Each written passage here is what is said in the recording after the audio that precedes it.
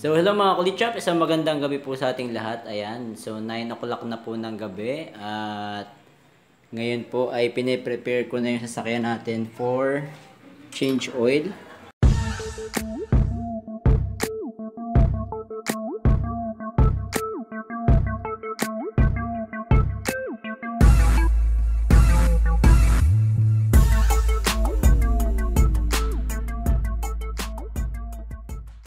So nabanggit ko po dun sa ating video previously na bumili po ako ng mga gamit natin for PMS sa change oil, no. Nagsimula na tayo mag-drain ng oil. Nagpapatigis na po tayo at nakikita nyo po yung oil na tumutulo dyan sa ating nakasalo.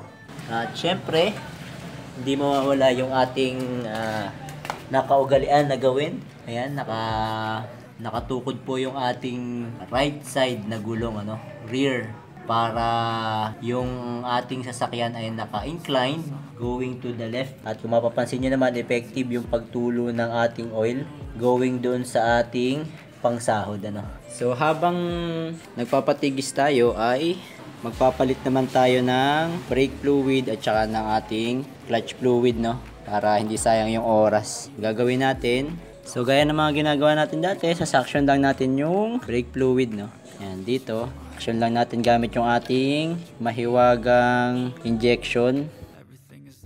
So makikita nyo naman guys, napaka-itim talaga nung ating fluid na, sobrang itim na.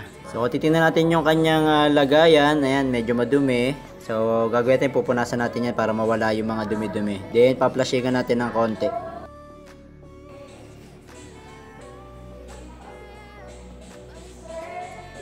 Salin na natin ng ating brake fluid, .3. So ayan, malinaw na po siya. Ang gagawin naman natin, ipa-flashing natin doon sa bleeder niya. So para mas gaan yung pag-clutch natin, bleed natin siya dito sa ilalim. Locate lang natin yung bleeder screw. Ito po yan guys. Ito. Yan. So pwede natin siyang patuluin or pwede natin gamitan itong ating pang bleed na suction. So gamit po yung ating 8. Luluwagan natin yung bleeder screw. Lagay natin to. Then suction. So hintayin natin na luminaw siya. Then close natin. Check natin dun sa taas. So ayan, nabawasan po siya. So dapat natin dagdagan. So pagkasali natin, bleed ulit natin dito para sure tayo na malinis yung nasa system niya. So nakita nyo guys, so malinaw na yung nasa linya niya, So ito malinaw na. Pwede na nating i-close. Sabuyan lang natin ng tubig para hindi kalawangin. Okay, then balik natin tong rubber cap niya. So done na tayo ng clutch fluid. Punta naman tayo sa brake fluid. So after pala nun, punuin lang natin tong ating clutch fluid. So yan, tamang level lang guys tayo sa clutch fluid natin. And then takpan na natin to. At ayan nga guys, umulan na, Yan, umulan na. Pero tuloy pa rin tayo. So sa brake fluid naman guys, tingnan natin, maitim na to. So makapansin nyo guys, sobrang itim na nung ating clutch fluid, So ang gagawin natin, suction natin lahat yan para mawala. So gamit tong ating suction. So ang gagawin natin, ilulusot na natin dun sa mga sulok-sulok yung ating hose para makuha na niya na yung mga dumi-dumi. Yan, meron kasi yung mga butas-butas din sa loob, yan. May itim. So ang gagawin natin, doon natin siya sa suction para madala yung mga dumi-dumi. So yan, ganyan ang kadumi guys yung ating brake fluid, Yan. So ubusin lang natin tong mga brake fluid na nandito na masasuction natin hanggat masasaid natin. So after nyan, ayan, makita nyo naman, may mga part na madudumi. Gamitin natin siya ng cotton buds. Sungkitin nyo lang yung mga maaabot nyo para kahit pa paano malinis-linis siya. Mga sulok-sulok. So hindi naman natin siya malalahat, pero at least kahit pa paano malilinisan natin siya. So after that, salin na natin ng panibagong brake fluid. Ayan, kulang na yung brake fluid ko. O yan. So ayan guys, nakita nyo naman yung pinagkaiba nung kanina at saka dun sa ngayon na brake fluid natin. O, kanina itim na. O, ngayon malinaw na yung ating brake fluid. So hindi ko na ipa-flashing guys yung leaders natin, no, kasi medyo matrabaho at kakain ng oras, no, medyo gabi na. So ito na lang muna preliminaries na ganito ang gagawin natin. So balik na natin si Cap. Then punasan natin para hindi magkalawang. So ito na lang, i-drain na lang natin tong ating oil catch can. So gamit tayo ng Gis. So drain natin tong oil catch can. So wala akong mapapagsalinan kaya kinuha ko tong laruan ng aking anak. Nalagyan na lang natin ng plastic. So yun lang yung mga sikreto natin guys. So pagka tayo magde-drain tapos wala tayo mapagsalinan, kuha lang kayo ng cup tapos lagyan nyo ng plastic. So tingnan nyo kung gaano kadami yung oil na nasa oil catch can ko. Ilang weeks to? 2 weeks. Yan, 2 weeks na walang drain. So ito yung laman ng oil catch can ko for 2 weeks. So ibalik lang natin sa pwesto natin itong ating oil catch can. Yan, so ayan guys, done na tayo, no, sa mga preliminaries natin. Etong fuel filter natin, hindi mo natin mapapalitan, no, kasi wala tayong nabiling fuel filter. Pero based naman dun sa ating nakalagay dito, fuel filter natin is every 15,000 kilometers. Ayan, fuel filter can be replaced every 15,000 kilometers. Oil filter every 10,000 kilometers. Pero tayo every 5,000. Sinasabay na kasi natin yan usually sa change oil natin. Based naman dun sa ating sedimentor, nung in-x-ray ko, wala naman siyang namumuong mga sediments. Pag in-x-ray ko siyang ganyan, yan yung isa sa mga technique ko guys para malaman ko kung madumi yung sedimentor natin, no? Yan, gaganyanin natin at kung siya ay madumi, makikita natin doon sa ilalim na mayroong mga itim-itim. Mapapansin nyo naman, all clear yan. So, ayun, update ko na lang kayo bukas guys, ano, yung ating coolant, naka-order na lang ako sa Lazada, salinan na lang natin siya, no. Update ko na lang kayo guys bukas pagka tayo ay mag-change oil na. Good night! So, good morning guys, 6:35 ng umaga. Ayan, at si Shane ay naglalaro. Aagising ko lang, magkakape muna tayo. Tapos babalikan natin yung ating sasakyan para magawa na natin. Kasi sisimba tayo para umabot tayo ng second mass. Ayan, so wala na siyang tumutulo. Then, ibababa na natin yung jack. So paalala lang guys, ano, dapat may kalang o kalso yung inyong sasakyan pag magja-jack, no? Para for your safety. So next naman, tatanggalin natin itong oil filter na medyo nahihirapan ako dahil masikip. Gamit tayo ng liha. So as usual, kailangan nating linisin yung pagkakabitan ng ating oil filter. So after that, ipe-prepare na natin tong bago nating oil filter. Ayan, gagamit nga tayo ngayon ng 502 at ito naman yung 512. So meron tayong mga OEM number na pwede nating sundin. Pag pasok yung numbers na to, ibig sabihin pasok siya dun sa ating sasakyan. So gaya ng mga ginagawa natin guys, nilalagyan natin ng langis yung palibot ng ating oil filter, no, dito. Para pag nilagay natin is hindi magagasgas yung gasket. So kabit na natin yung filter muna guys. Again, hand tight lang natin to para hindi kayo masyadong mahirapang magtanggal.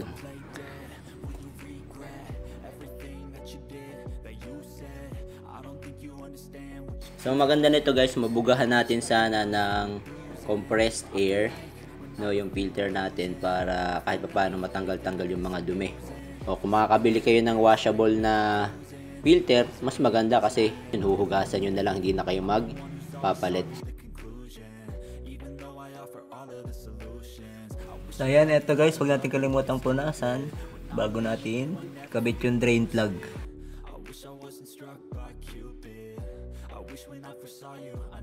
Yan, then salin na natin ng langis 4 liters.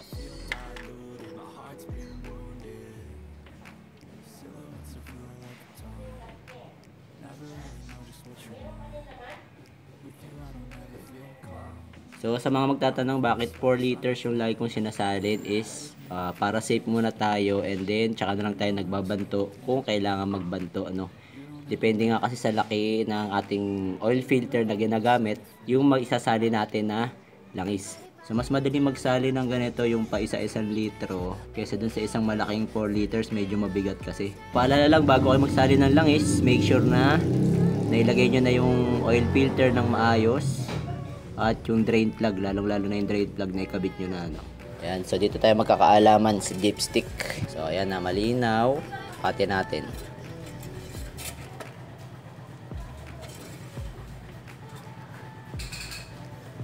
Oh. 'Di ba? Sakto lang halos dun sa butas. Pero syempre, pag start natin ng makina, pupunta pa siya sa oil filter, aakit pa yung ibang langis. So may possibility, ito yung langis eh. O yan, nakikita nyo ba yan? So may possibility pa na mababawasan pa to, no? So again, within this range, yung dalawang butas na yan, basta nasa gitna yung oil level nyo, goods yan. So pwede sa kalahati, 3/4, 1/4. Pero wag lang aabot dito sa butas dito, critical yan. At wag lalampas dito sa butas na to. So yan yung guide nyo. Any sobrang kulang at sobrang labis, alam nyo na, sobra siya. So all goods na tayo sa engine oil natin. Tatakpan na lang natin to. Titingnan na lang natin mamaya pag gamit natin papunta ng simbahan kung magkakaroon ng leak para higpit na natin, no? So sana naman wala na. And then transmission oil na lang at differential yung papalitan natin, as well as itong ating steering fluid. Abangan nyo na lang guys. So update ko na lang kayo. So hello guys, ayan, itutuloy na natin yung ating PMS sa pag-change ng differential oil at saka ng transmission oil, ano. So medyo tinanghali na tayo. Okay, sasuot na tayo dito sa may differential natin. So ito yung drain plug natin, no. So pag paluwag, papunta sa inyo yung socket, no. Yan, yung pull. Ipupull ninyo pagka paluwag.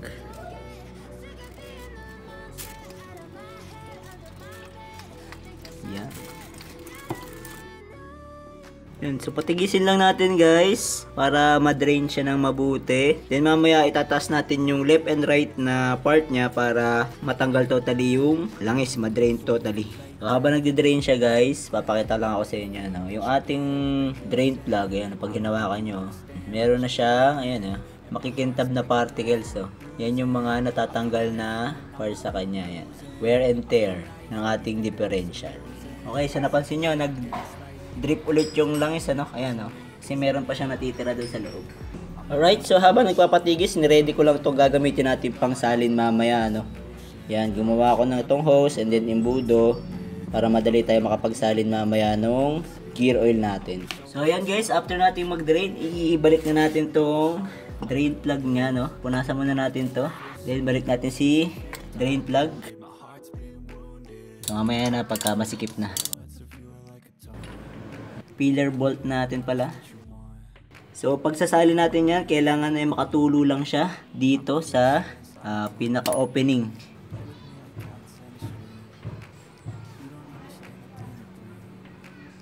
So tingnan nyo naman guys kung gaano kaganda yung langis niya, no? Golden yellow, no? So sa pangalawang litro guys, medyo dahan-dahan na lang kayo kasi once na tumulo na siya, ayan, tumulo na, okay na yun. Hindi siya pwedeng sobra dahil magsisira naman siya ng oil seal. Malalabas kasi dun sa oil seal yung langis. Kailangan lang kasi ay makalubog yung part ng differential, langis dito sa part na to. So yun lang ang importante dyan, yung kailangan niya. So balik na natin si drain plug. Punasan na lang natin to. So done na tayo guys with the differential oil, ano. Ayan, okay na tayo. At ito yung langis natin. Hindi ko lang alam kung nakikita nyo sa camera, pero yung langis natin, makikita nyo may mga parang mga crystal, ano yan, mga kumikinang-kinang sa yung mga nakakaskas na metal. Ayan. So di ngayon naman, doon na tayo sa transmission oil. So yun pa rin yung gagamitin natin. Tayo sa ilalim. So ito yung drain bolt natin para sa transmission. So tatanggalin lang natin yung bolt na to.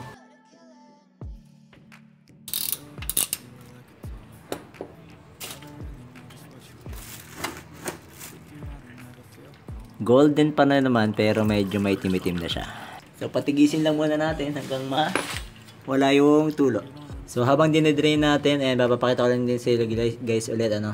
Ayan, nakikita nyo yung may mga silver na siya na ayun nga, yung mga metal yan na nakakaykay dun sa mga gears niyan. So ayan. Kaya dapat lagi talaga tayo nag-change oil dahil para hindi maubos yung metal niya. So habang nag-drain, buksan na natin yung filler bolt niya. So ganito lang yung technique natin guys, may hose. Papasok doon sa ating transmission and then yung budo tsaka to.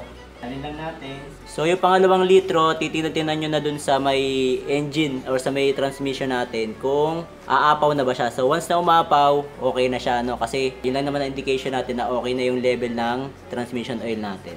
So ayun guys, tumulo na. So higpitan na natin yung filler bolt niya no.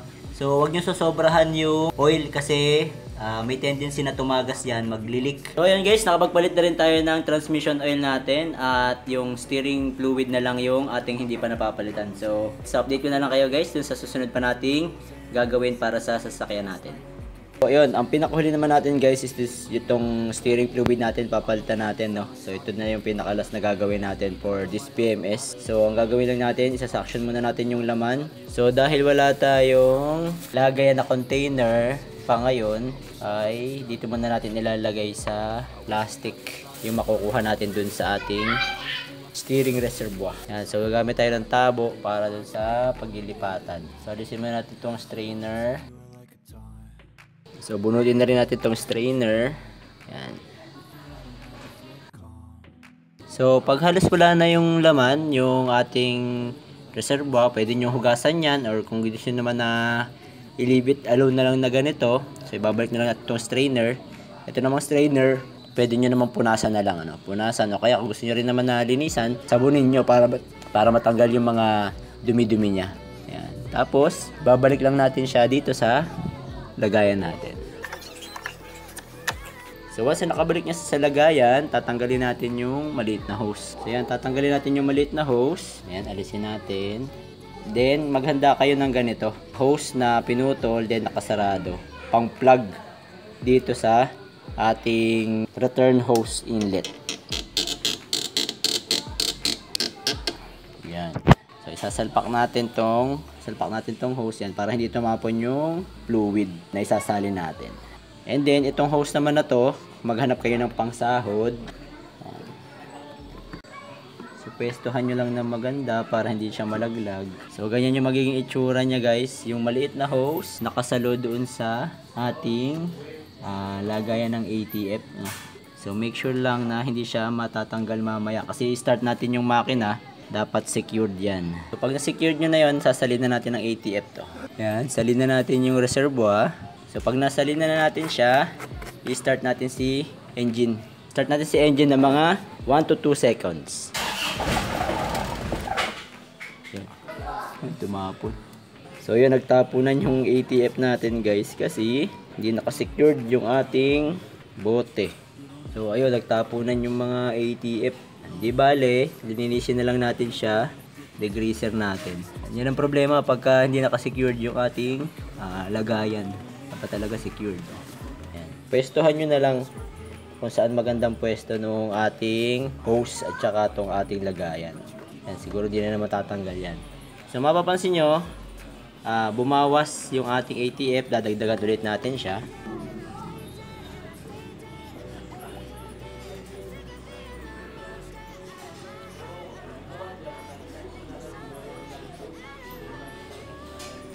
Then start ulit natin si engine.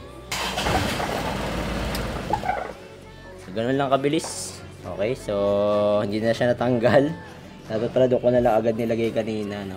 Ulitin lang natin yung process hanggang sa maubos natin itong laman ng ating ATF na bote.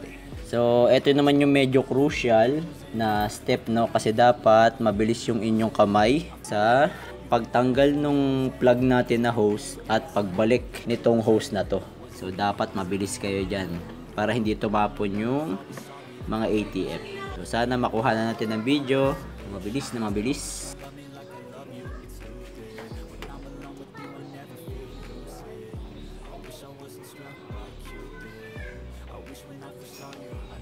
Yun.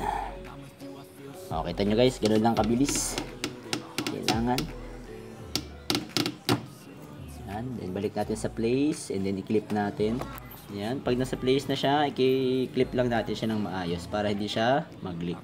So, bago pala matapos ang video natin na to, shoutout muna kay Bautista Steven Harvick. Ayan, kay Jeff Etnam.